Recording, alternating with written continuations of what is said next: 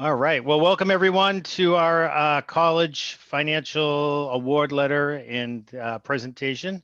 Tonight, we're lucky enough to have, I believe it's the Senior Manager of Student Lending from AAA, Mr. Donald Kerr, who has done other presentations for us in the past and has worked with some of our students and some other folks. So he has a presentation tonight. This is going to go right up to just about 7 o'clock. So I'll have Donald do his presentation. We'll leave a few minutes for questions. This will be recorded and will be put up on the website underneath the guidance department in the high school. And I guess that's about it. If you're interested, if you want the actual slides and don't want to, for your own reference, if you want to email me, I can always send you the presentation as well. So with that being said, Donald, I am going to turn it over to you. Folks that need our ASL interpreters, sometimes when the presentation occurs, everybody, all you see is the speaker, but if you go up into the, I believe it's the right corner, you should be able to arrange your views so that you'll be able to see the speakers, the presentation, and the interpreter. So with that, Donald, I'm turning it over to you. Okay. All right. Thank you very much. And thank you everybody for taking time out of your busy days to join us here tonight. I'm going to try to share my screen first and get the presentation up. And then I'm going to go through a little bit about what we're going to cover tonight. Try to make sure we have time at the end to answer any questions you guys have, but I'll also give you my contact information. So like most times with these things, you come up with a question, usually after the fact, or you run into something later on and you think, oh, I wish I would have asked that. So you can always reach out to me at any point in time. Okay, so I am going to see if I can share this.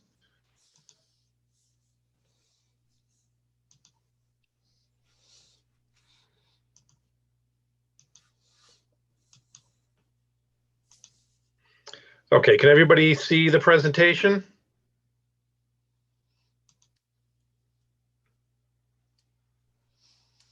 Are you able to see it? See my screen?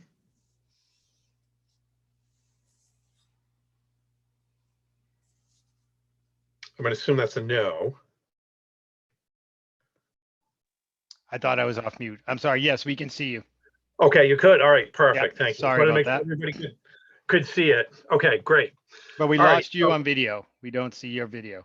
I don't know if you don't see my video, but you can see the presentation. Yes, we can. Perfect. That's okay. So, all right. You'll get sick of the family pictures behind me in the background after a while. Anyway. I got to get a new landscape, I guess, is the best way to describe it. I'm getting tired of looking at the same four walls. So, all right. So, here's my contact information, just in case anybody wants to take it down. My phone number is here, email, and my title. AAA's nonprofit, so we're doing this, for our members and the greater public out there as really educational outreach. So anytime you have a question, don't hesitate, email me, give me a phone call. I am always happy to help. What I'm going to go over tonight is specifically focused on two topics: financial aid award letters, how to read them, a little bit about how can you negotiate these financial aid award letters, and that ties in very nicely to college funding options. All right, now, now that I've got this financial aid offer from my college and I'm understanding the costs that we have to come up with as a family, what are my options to pay for it? So the financial aid award letters usually come out in the springtime. So hopefully everybody who's got a senior in college that's out there, these letters have already started arriving at home for you. You should pretty much have all of them. Maybe you're waiting for one or two to trickle in here or there. If you've done early decision in the admission process, maybe you've had your financial aid award letter for a long time now. But in order to get a financial aid award letter, you have to fill out that fun FAFSA form, the one everybody does not like but has to get done. And then you have to be an accepted student at that particular college. So once the admissions office grants you that acceptance, they notify the financial aid office. and they're given the green light to go ahead and prepare financial aid award letters and send them out to families. What's really difficult about financial aid award letters is there is absolutely no standard format. You could get 10 financial aid award letters from 10 colleges, and they all look different. The other big thing about them is every college has a different financial aid budget. So that makes a big impact on the amount of financial aid they can offer you. But really what you guys want to be looking for in the financial aid award letter is why it's so important, is it's going to help you understand for the first time what your cost is for going to that particular college. And because there's no standard format, they can be misleading and very confusing and hard to read. So hopefully by the end of the night, you guys will be experts. You know how to read them, you know how to compare them, and then you guys can have a good idea of what each college is going to cost you out of your pocket. So I like to break down the financial aid award letters into really 3 main parts. Before I talk about these 3 main parts, one of the key things about financial aid award letters is they go to the students.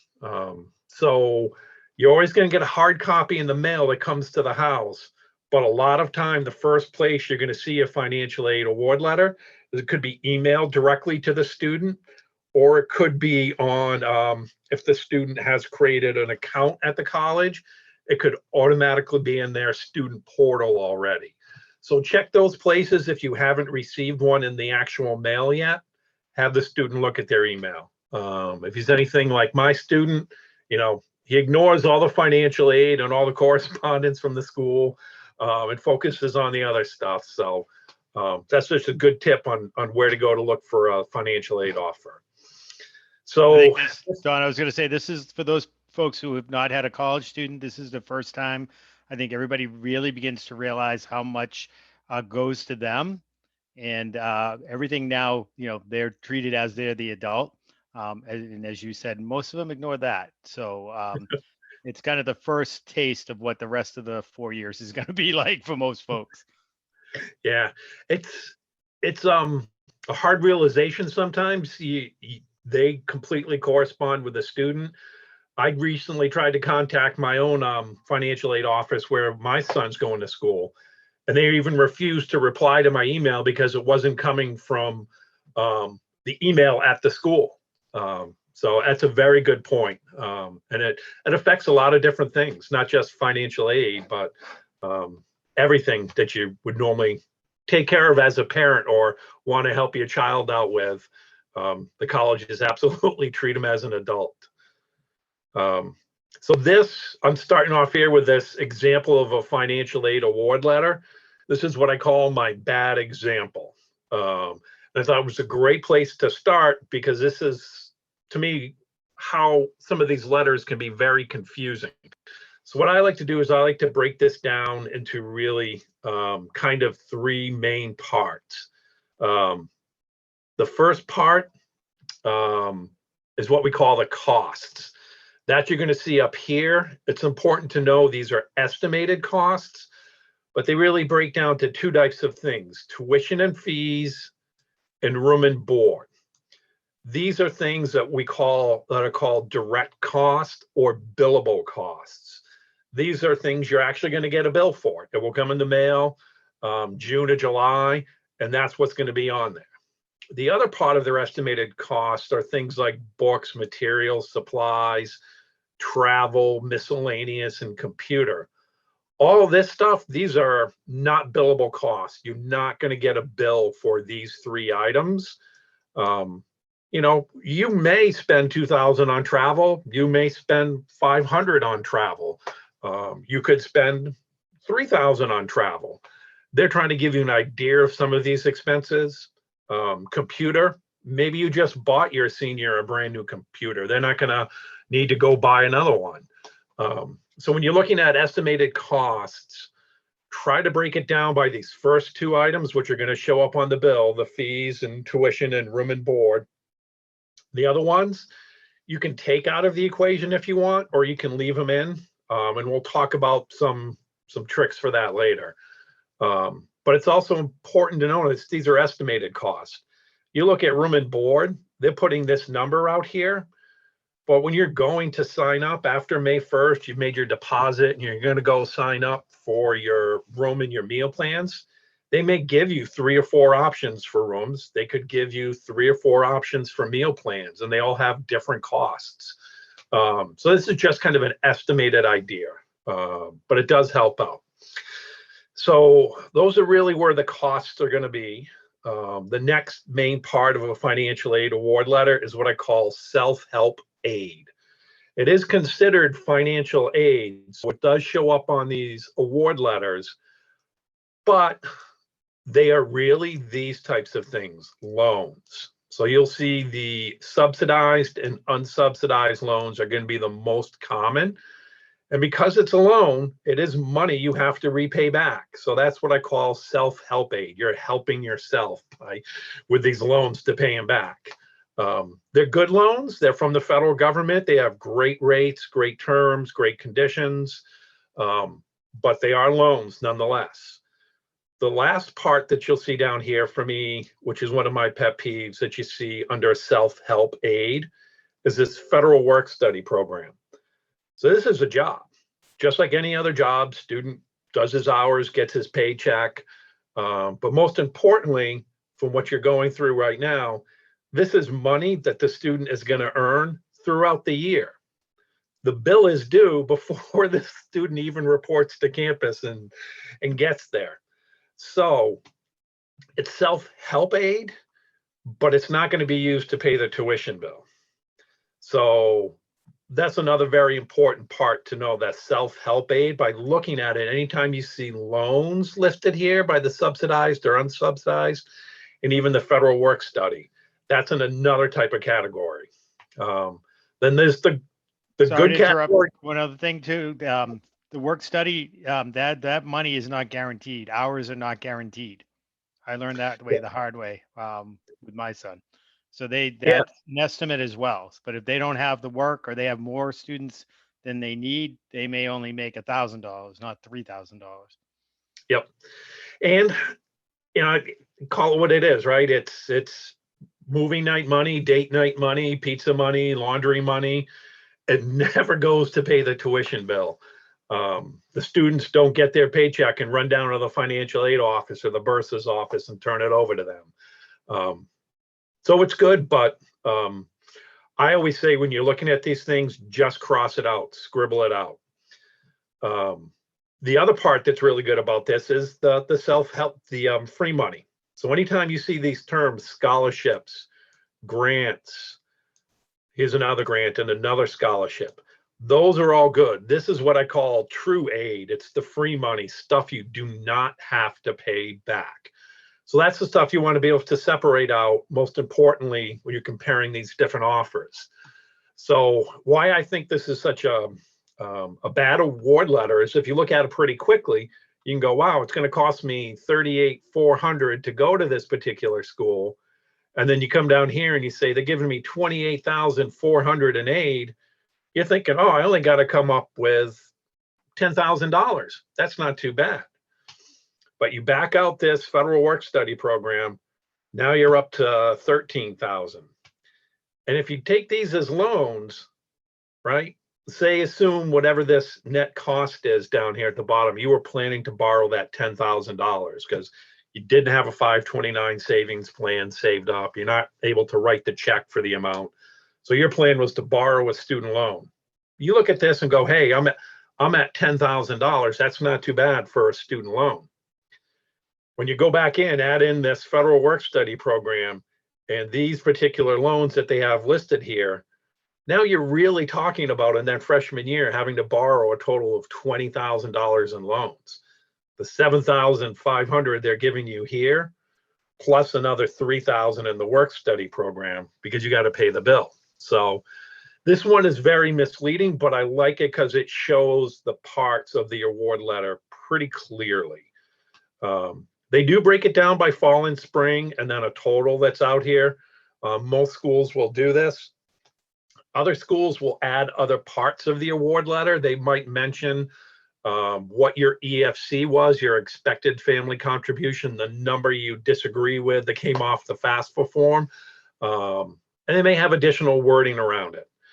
But when you're looking at these scholarships and grants, this great free money, you want to look to see, if this is merit or if this is need-based money. So if this school scholarship is based on your financial need, you can roughly estimate, hey, I got this year. If your income and your assets pretty much stay the same, you might get close to that next year. But if all of a sudden somebody gets a big raise, a huge increase in income, then you may not get some of this in year 2. So it's key to point out what you're seeing in this first year can sometimes change in the second years. Merit aid, if this school scholarship was based on merit, which means either the student's athletics or academics or demographics, that generally doesn't change based on your financial situation. That's going to be the same from year to year. So it's important to note, just understand what type of scholarships they are and what are their chances are that they're going to continue in those future years as well. All right, so in this next example, this is kind of what I like or consider a good financial aid award letter. So here they're going, and very quickly you can see up top, they're giving you a total of financial aid, estimated cost of attendance, and pretty quickly drawn to your eye, you can see, all right, I'm going to owe roughly this $22,000. And then you go into look into the details. They have these nice titles that break it down. These are the loans, so you can see them separated out. These are the grants and scholarships, so you can quickly see this wonderful free money. And then on the billing side, they do the same thing. They're doing the billable costs versus the indirect costs. They're calling them out. So it's pretty clear and straightforward what the costs are going to be on this particular award letter. But one of my favorite things on this award letter is that work study program. They have it down here on the bottom. They completely pull it out and don't consider it up here, which again is something I recommend everybody does. Then they do also over here talk about accepting your financial aid award. That's something that a lot of people aren't aware of. So when you get this financial aid award, they want you to either accept or deny any of these awards. So for example, if you happen to have the money, saved up in a 529 college savings plan and you can afford to pay the tuition bill when it comes, you do not have to accept things like the subsidized and unsubsidized loans. You can simply deny them and say, hey, we have enough funds to cover it. We don't need the loans. And you can focus on and say, yes, I want to take this scholarship. And yes, I want these grants. So some schools will default to kind of a passive acceptance. If you don't say anything, they automatically give you all the awards. But other schools do want you to go out and go and click accept for everything you want. Another thing, they will communicate directly to the student saying, hey, you need to accept or deny these awards. They go on to their school portal and they have to accept those awards. But a really good, interesting thing they also do here is they bring into a kind of play for the first time what's called payment plans, which I'm going to talk about in one of my later slides. So loans are not the only way you can pay for it. They try to give you a breakdown to say, hey, if you've got cash flow, here's what your monthly payments could look like to pay this tuition bill. Now I say do the same thing. You've got loans up here, this 3,500 and this 2,000 are loans. So your true costs are a little bit different, but that's one thing I suggest or recommend everybody does. And this is where anybody who's a spreadsheet buff, this is going to be your moment to shine. What I recommend everybody does is create some type of chart where they can compare these awards. If you have 10 different offers from 10 different schools and they all look different, you should try to break them down into this type of format. So you can get a good comparison of the different schools. I only have 3 up here, but these are actually some pretty realistic examples.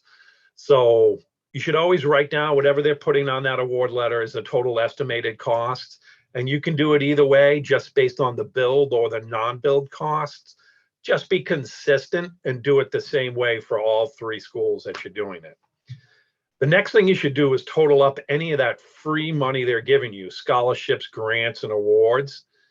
This, when you minus out that free money from those total estimated costs, now you have an idea of the true cost of each individual school, and you can quickly glance them and see which one's the most expensive and which one's not. Then the next thing I suggest is you take out any of those financial aid loans they put on that award letter, the subsidized and unsubsidized loans. List them here and then subtract them. And reason being is that's going to show you what I call your out-of-pocket cost. This is the money that you have to come up with as a family. So now you can see, all right, hey, at school A, we've got to come up with $25,000. At school C, we've got to come up with $30,000. But if you go way back up here to the top and you look, school A is $32,000 to start and school C is $68,000 to start. School A is not really giving you any free money, only this $1,500, where the more expensive school is offering you $32,000. So at the end of the day, and this is very true, it happened also with my son, when you look at it, your net cost or out-of-pocket cost are not that different. You know, school A, which in this case is a state school, is going to cost you $25,000. School C, which is an expensive private school, is only going to cost you $30,000 out of pocket. That's $5,000 a year. You know, it's a lot, it's more money, but it's not a ton of more money, as if you were just looking at their, what I call their list costs, or their what they put up on their website. You know, when my son had 3 state schools and 3 private schools, when he was all said and done, comparing all the financial aid award letters, they were all within about $2,000 of each other. So it does happen, and that's why you want to go through this process. You guys have a big decision to make on where you're going to school. You know, money is a factor of that, and you really want to understand those true costs of that money in your decisions that are out there. So make up some type of chart that works for you, where you can compare them quickly and easily. I often get asked this question all the time: can I negotiate financial aid? So, right, you've gotten 5 or 6 different offers from different colleges. The bottom line answer is yes and no. Sometimes you can, and sometimes you cannot negotiate financial aid. It's really depending upon all the individual circumstances that are occurring. So the most common one is special circumstances appeal. Right now, financial aid was based on your 2019 tax returns. So if you've had a change since what's on your 2019 tax returns, you can file an appeal and ask for more financial aid. The Relief Act that was just passed had, I believe, about $20 billion set aside for colleges to use to help people who've been affected financially by the pandemic. So that's probably the number one reason. You know, if you've had a parent who's had their hours reduced or lost a job, absolutely approach your school, let them know what's happened, and ask for more money. The other times are what people look at more commonly, kind of, can you negotiate one school against the other? Yes, certainly not like a car dealership. This is not wheeling and dealing. You've got to keep in mind, from the school side, they get hundreds of letters from their families asking them for more money all the time. I have seen families get a couple $1,000s more with a simple phone call asking for more money. I've seen families, you know, spend hours writing letters to multiple people and not get another dime's worth. But really what it depends upon is kind of the attractiveness of that student, how selective the school is, competition amongst the schools. When you filled out your financial aid forms, the colleges see all the other colleges you're applying to. So they know essentially who their competition is for your business. An admissions goal, right? So if you're at a school that is, you know, a very selective school, they've had 58,000 people apply for 2,000 seats. Well, you're really not going to probably have much luck negotiating with a school like that. Their philosophy could simply be, if you don't like our offer, there's somebody else in line behind you, and we're happy to move on to the next. But if you have a school that is maybe a smaller private school with smaller numbers of people applying to that school, they may be more willing to negotiate, to get you to come there as a student to meet some of their admissions goals that they have. If you're looking at competition among schools, sometimes that can happen. So I have a recent example where somebody's got a very generous award from Providence College, but is looking at two other colleges, Fordham and Fairfield. They've gone back to them and said, well, hey, you really, thank you for your offer of financial aid, appreciate everything, but it's going to be a struggle for us to come here financially. It's going to be very difficult. We have a better offer from another school. Before we make up our decision, is there any more you can do? That school then turned around and said, please provide us a copy of your other offer from another school. So they may want to see this and see the competition and say, okay, you've got a better offer from another school that's similar to our school. Maybe they will increase their aid. Now you've got a kind of a good chance. And even if it's, a couple $1,000s more, it's worth that ask. So keep in mind, you can, but just have to be realistic about it. If you've got two schools on your list, you're not going to get a Stonehill College to offer you more financial aid if the other schools on your list are all, say, UMass, UMass Boston, UMass Lowell. They're going to understand that UMass is not really probably offering you a lot of aid. So they have to be similar type of schools or similar level schools for you to have a little bit of that negotiating leverage. And always reach out to your school and ask them, who to send a letter to. Mostly it's the financial aid office, but they'll tell you the process. Please send us something in writing and who to direct it to. So keep in mind, the most common places, if you have a change in financial circumstances, the rest of the time you can always try. It never hurts. Just ask in the right way. They're not going to take away what they've already offered you. So those are financial aid award letters. Kind of a quick overview on how to read them and how to go through them and understand them. Then once you've done that and you've said, all right, you've gone through your process and decided what school you're going to go to, you make your deposit down on that school, child goes out and signs up for his dorm rooms and his meal plans. Then the school sets forth and prepares the bill and sends it to you in June. And now you're kind of thinking, how am I going to pay it? How can I pay this bill when it comes? What are my options?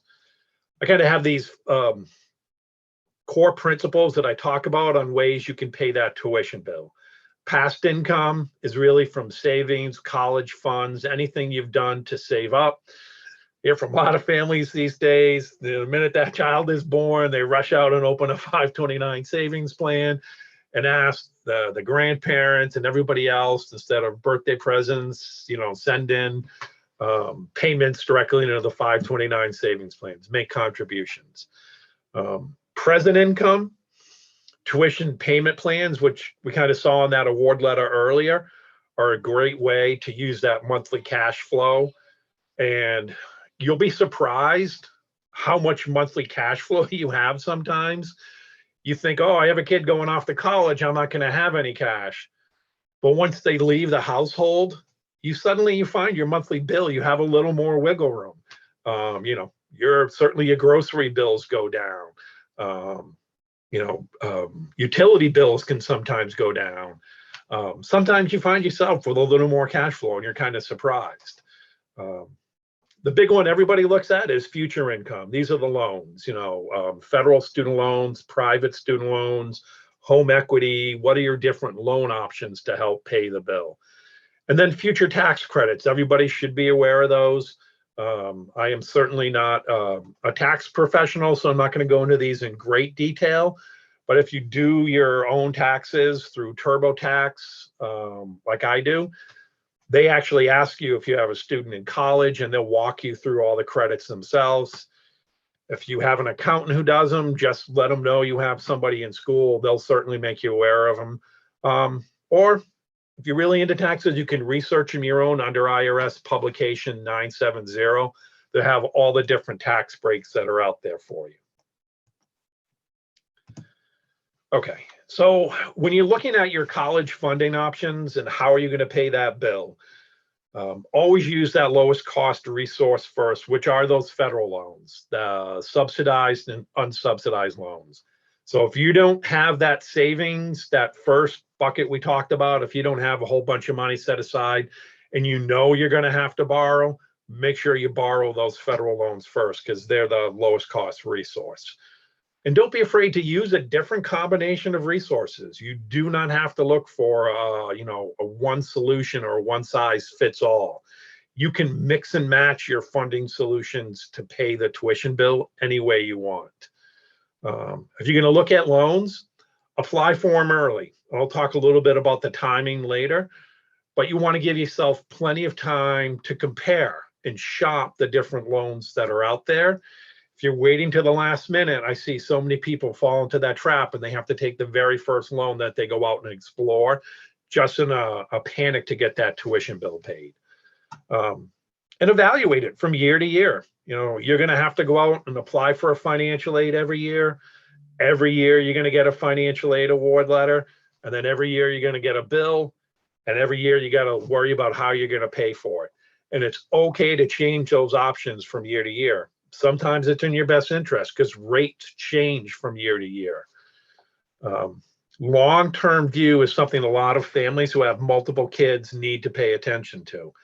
So when you're looking at your funding options, especially on the private loan side, some of them may have aggregate limits. So they're going to allow you to borrow up to certain loan amounts combined, maybe $160,000, no more than that. The other thing to be aware of is when you're looking at loans, that's going to add up on your credit bureau after a while. So, if you have multiple kids, sometimes it's a great idea to look at this long term and say, all right, mom is going to borrow loans for this student and dad's going to borrow loans for this student. Try to divide it to maybe lessen that impact of the loans on your credit bureau reports and avoid hitting those aggregate limits. Because if you hit them, then you can get shut off from some of the loan programs that are out there. So you want to take that long-term view as well. You also want to consider the total student loan debt you're going to be borrowing over those 4 years. Once you've got that award letter in your hand and you've looked at the cost of that school and you know how much you're going to have to borrow, you can look at that 4-year cost and see what your total student loan debt is. So the monthly payment plans, we talked about that earlier, where you could see on that financial aid award letter, you owed the school roughly $2,100. They would break it up into 10 monthly payments of $2,183. So that's great because monthly payment plans are a great way to avoid loans and any interest charges. However, you may not have that cash flow. Don't be afraid to ask your school if you can do what's called a partial payment plan. So maybe you can't afford the $2,100 a month, but you're like, well, I can afford $1,000 a month of my cash flow. You could call the school and say, I want to set up a payment plan for $10,000 of that $21,000 I'm going to owe you. Small fees to sign up for them, but now when you have to go borrow a loan, you've just reduced that loan by $10,000, which in the long run, with extra interest charges, you saved yourself a lot of money. So consider a payment plan with some of your cash flow. And if you can't do what the school's laying out, ask them about a partial one if there is something you can't afford. The federal loans, these everybody should take advantage of. They're offered to everybody who completes the FAFSA. There is also what's called the Parent Plus loan. My big pet peeve on this is I've only seen one college do it this year, but I have seen colleges put a plus loan on the award letter. If they do that, cross it out with black ink as much as you can. Unlike this first loan, the federal loan, the college can't award it to the student. Once the student says they're awarded, they get it. There is no credit check, there's no income, they're guaranteed to get it. But a federal Parent Plus loan does require a credit check process, and the federal government could deny you and say you do not get this loan. So it is something you have to apply for and get your credit approved. So the school cannot award it to you. And when they put it on that letter, it makes it look like it's money. So if you see it, absolutely take it off the award letter. Then the other types of loans that are out there are private loans, state-based loans, and not my favorite, but I see a lot of families use home equity loans. So those are the loan options I tend to see families use and pay for it. So the reason why I say those federal loans, the subsidized and unsubsidized, you want to take them, is because of right here, the interest rates, 2.75 fixed.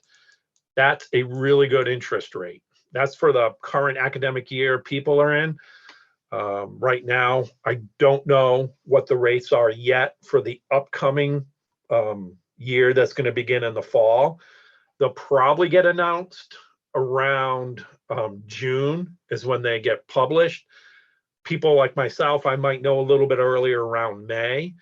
So it's very important that sometimes when you're looking at loan options, to wait a little bit till you can get these rates published. So I say for most people to look at loans, May, start doing your research, May to June, start doing your research, and then June or July is a great time to apply. But federal loans, they're pretty good. They're going to default to a 10-year loan, and repayment doesn't begin until 6 months after graduation. If you get a subsidized loan, if you see this on your award letter, that's a great loan because it's interest-free while the student is in school. If you have these unsubsidized loans, interest will be accruing or adding up while that student is in school. No payments are required, but it's still going to add interest up on it. You can make payments if you want to, but just know the difference between those two main types of loans.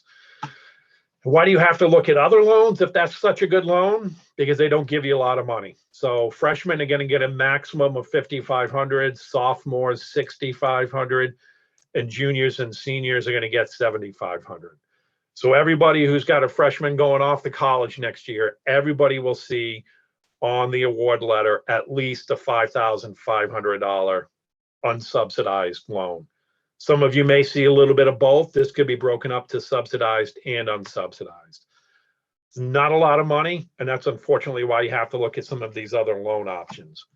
Graduate students are good. Once you get them off to graduate level, then that's $20,500 per year. Good to know when they become graduate students, mom and dad, you're off the hook. It's all on them at that particular point in time. So the plus loan I talked about, it does require that credit check process. Right now, it's another good option. The interest rates are currently at 5.25 fixed. Historically, these been more around 7.9, 8% type range, but the last 1 to 2 years, they've come down. Only thing I like to point out on this federal Parent Plus loan, they charge what's called an origination fee of around 4.22%. The other thing about a federal Parent Plus loan is this loan is in the parent's name only. It is not in the student's name. They are not legally responsible for repaying the loan. This one is on the parent. So you borrow a $10,000 loan, they're tacking on another $422 in fees for you. If you do get denied, you can appeal it. This is what some of the basic criteria is. They don't even have a minimum score cutoff. So it's not usual that you're going to see a denial out there.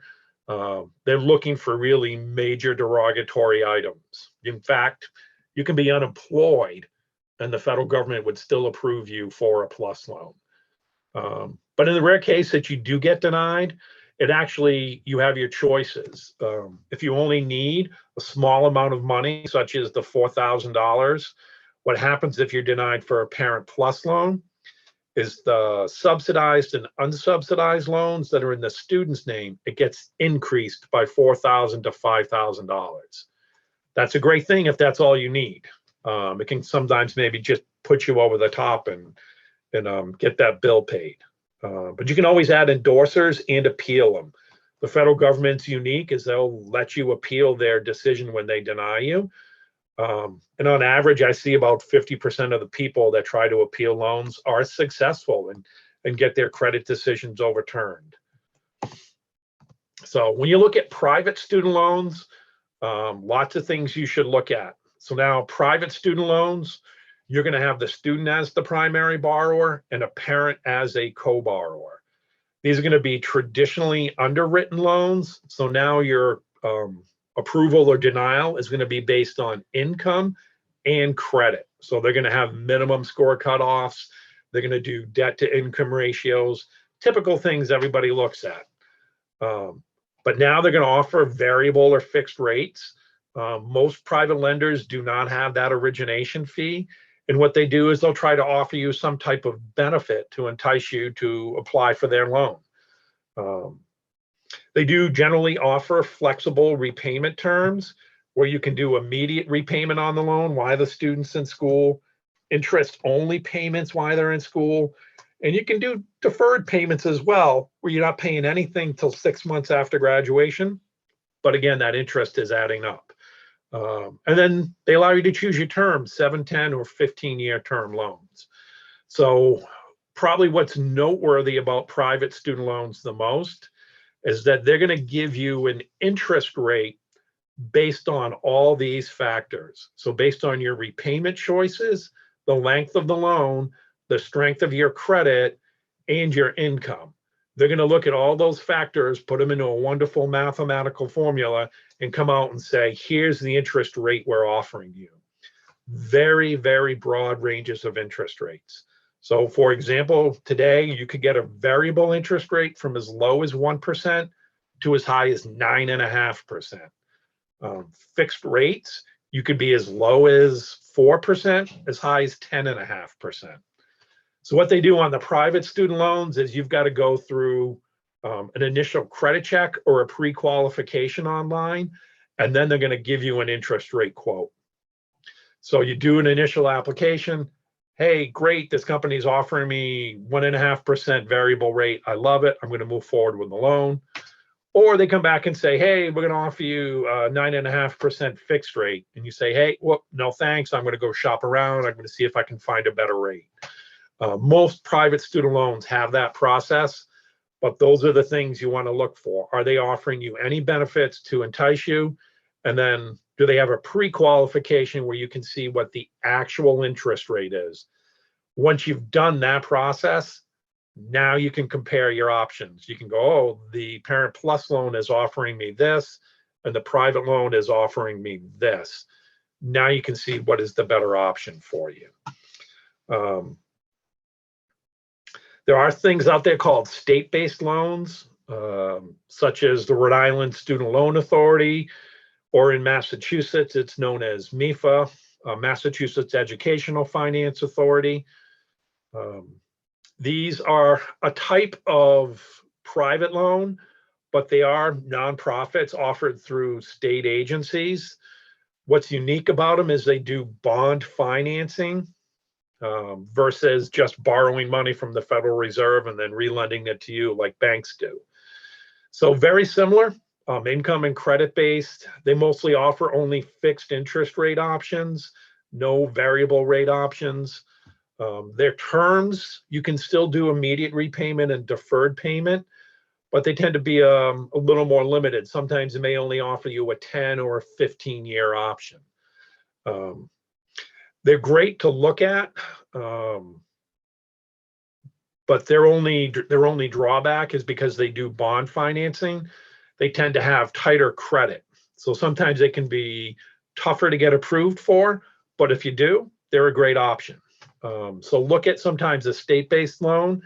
Sometimes they may have restrictions that you either have to be a resident of that state or attending a school in that state.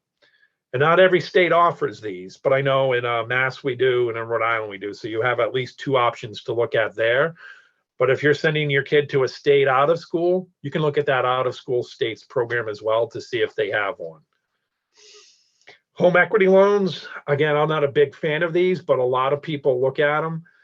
Basically, what they're trying to do is all student loans are what we call unsecured loans. There's no collateral for the banks. So they tend to sometimes have higher rates than what you may be able to get today on a mortgage loan that you see that's out there. So some people like to use that collateral as their house to try to secure and get a better rate.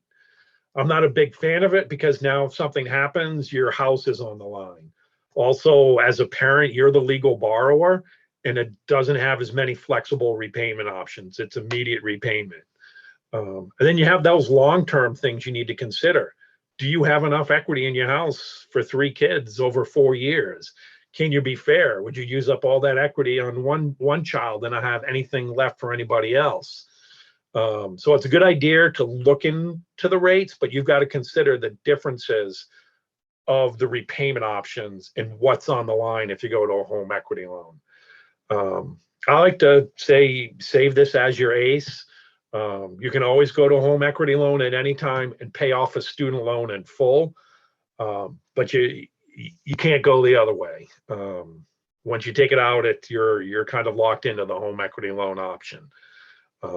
But a lot of people choose it, so you should be aware that that's an option you could look at. Timing of the application. So we got about 15 minutes left, and I want to make sure we have time for questions for anybody that's out there.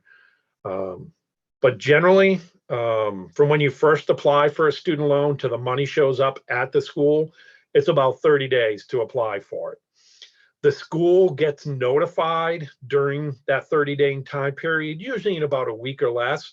The school's going to receive a notification from each individual bank that says, hey, this student's been approved for this amount of money. When do you want us to send the money? They kind of ask the school to indicate that. Most schools, once they get that, they're reasonable. They know the bill's going to be paid. They don't put any holds on anybody's account. They're pretty good about that. I recommend applying, again, 60 to 90 days before the school needs the money, which gives you plenty of time to do your loan shopping. June, July is the ideal time. I say June is probably best. July is when I get the majority of applications come in every year from all of our student loans. And you can apply once you have the bill, or you can do an estimated amount. You know, once you've got that award letter and now that you've understand it and you've gone through it, you could use that as an estimate to try to say how much you need, like you may need to borrow, and you don't have to necessarily wait for the bill. Lenders generally will keep your credit valid for 90 to 180 days. So you have plenty of time if you're doing it early to make sure it'll still be there for you. You can use the money to pay for off-campus housing, but know that the money is sent directly to the school, even if it's for off-campus housing. So happened with my son. He got when he went off campus and he rented an apartment, we're like, we got to borrow some money for it. Well, landlords are going to make you rent for the entire year. Plus you've got to come up with security deposits. And then those first months, maybe May, starting in June, when that first rent payment is due. Well, you haven't even received your bill. You haven't applied for your student loan yet, and the money hasn't been sent to the school. So off-campus housing and expenses like that, you may have to cover a couple of months. Then the money goes to the school, they'll refund it to you, and you can use it to pay the rent on a regular basis. So just ask the school what their policy is, what their refund policy is, so you can be prepared for it, so you know what to expect. It can definitely be used for all those other expenses. So cost-cutting ideas. How can you save? How can you cut down that financial aid award letter? How can you cut down on all those loan options you have to cover? You know, there are the things everybody hears of. You know, if you have 2 kids going to the school, can you get a discount? If you've had a parent who's gone there, or an aunt or an uncle who's gone to that school, can you get a legacy discount? You can always ask the schools about those. Sometimes they have them, but they won't be forthcoming with them unless you ask about them. But the big one that I see out here is there's a New England tuition break. So what this one is basically if you have a student who wants to go to study in something very specific, and I'll use my son as an example. He's a mechanical engineering technology major. Well, none of the state schools in our home state, Massachusetts, offer that as a major. They have mechanical engineering, but they don't have mechanical engineering technology. University of Maine, where he happens to go, they do offer mechanical engineering technology. So he gets this New England Board of Higher Education break on tuition, because it basically states if your student wants to study something not offered by the state school in which he lives in, but it is at one of the state's surrounding schools, you get a discounted tuition break to go to that out-of-state school and study that specific major. On average, I've seen parents save, $7,500 off tuition by doing that. So keep that one in mind. Commuting and staying off campus, they are cheaper. Now that my son's off campus, it is cheaper than what he was paying before. Cheaper meal plans. Absolutely do not starve your kids. But my son, we set him up with a top of the line meal plan, and we gave him a little debit card with $300 on it. The $300 ran out. He called us, asked us to refill it. We did. Within a week later, he called us again and said, my card's empty. I need another $300. We panicked. What's he spending the money on? We went into parent mode. We grilled him. Turns out he was tired of the campus food. He didn't like it anymore. So he was going off campus to eat all his meals. And that's where he was spending his money. So what did we do? Next semester, bam, cut off that meal plan. We gave him some options. I think it was something like 30 meals. He had a card where he could go to the cafeteria every now and then, but the rest of the time he was going off campus and getting his meals there. Books, absolutely look at a lot of rental books, rent them online. Book sharing is a huge thing that I've seen. Even my son did that this year. He shared a book with his roommate. They saved on the cost of the books as well. So you don't have to buy brand new books. I've even seen some professors say, yeah, we listed the book, but we're not going to use it. So look at how you can save money on the books. And then tax credits. These are the ones that are out there: the American Opportunity Credit, Lifetime Learning Tax Credit, tuition and fee deductions. And yeah, you get student loans and you're paying interest on it. There are deductions out there as well. You have to qualify for them based on your income, just like anything else. But know that they're out there to help you reduce those costs. We do have additional resources available for you. We do help with college searches, scholarships, college tours. A lot of you should be done with all that by now. Well, that's pretty much it. I know we got about 7 minutes left. Again, wanted to thank everybody for taking time out of their busy schedules to listen to me tonight. But if you guys have any other questions, I will end my show for now. And if anybody has any questions, I'm happy to take any questions. Folks can you can put those right into the chat or into the Q&A if there's any questions. Donald, I've gotten some text and some emails saying people really found this helpful, so that's great. Okay. We have one. Good. Do you have any tips on scholarships? Yeah, so scholarships, it's one of those frustrating things. Don't give up on them. Search now until the student graduates. Look for smaller scholarships off the beaten path that not everybody applies for. You're going to have better chances of winning those smaller scholarships. Even if you win a $1,000 scholarship, that $1,000 in loan reduction might actually be $2,500 over a 10-year loan. So even small ones are valuable. And then use things that are unique about the student when you're doing your searching for scholarships. Don't just search for nursing scholarships, but look for, nursing scholarships for somebody who likes to play tennis, who serves in a soup kitchen on the weekends. Add things that are unique about you as a student, and you're going to get scholarships that are tailored for you, and you have a much better chance of winning. And we do have a list of scholarships on the Naviance site that the students use to apply. There's a tab that they can go to right through their account, and they'll be able to see a whole list. That's different from the ones that they applied to through Norton itself. So they just went through that process.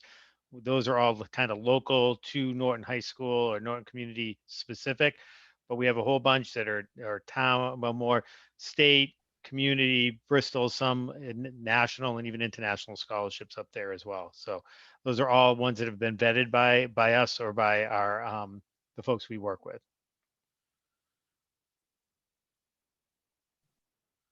So can you read that? I mean, do you see that, Donald? So if the interest rate is fixed to 2.7, how much do you end up paying back for a $3,000 loan? Repeat it again. So if the interest rate is fixed to 2.7, how much do you end up paying back for a $3,000 loan? I can't do that math in my head quick enough. Yes.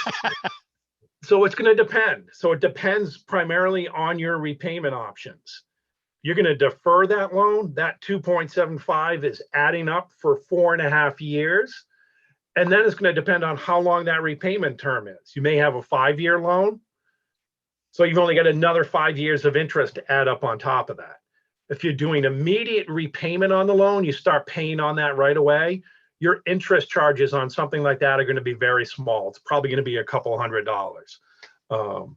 And there are loan calculators out there as well. Yep. So the way to do that is, you can look that up online, do a loan calculator, and it can sort of spell that out for you specifically. They will. And a lot of the private loans, when you're applying for them, they'll give you those details on kind of a calculator. So you can see, hey, if I borrow this amount and I do interest only and I do it at 7 years, here's my total cost. But if you look at one of the calculators, Google specifically a student loan calculator, because they'll give you those deferment options or interest only options.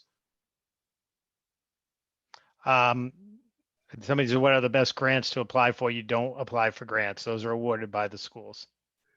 Correct? Exactly. Yeah. Yep. Correct. Those are awarded by the schools. All right. All right.